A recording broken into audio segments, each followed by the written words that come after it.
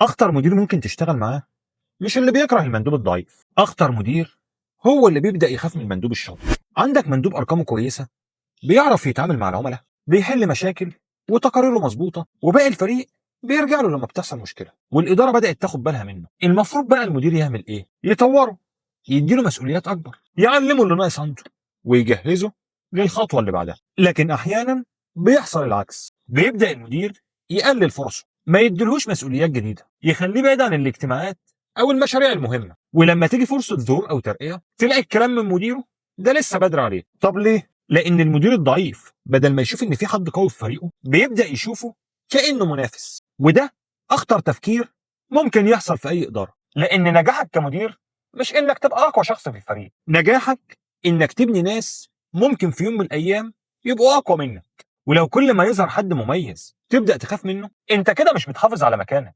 انت بتعطل فريقك. تخيل مندوب عندك بدأ يتحمل مسؤولية زمايله ويساعدهم والنتائج بتاعته كويسة، بدل ما تقول خلينا نشوف ازاي نجهزه للترقية تبدأ تقول خليه مكانه، هو كويس كده، بدل ما يجي ياخد مكان انا. بعد سنة هتلاقي الفريق كله واقف في مكانه لانهم شافوا ان مفيش فايدة والمجتهد ما بيتقدرش. الخلاصة، المدير الشاطر ما بيخافش ان حد من فريقه يبقى احسن منه، بالعكس ده بيعتبرها علامة نجاح.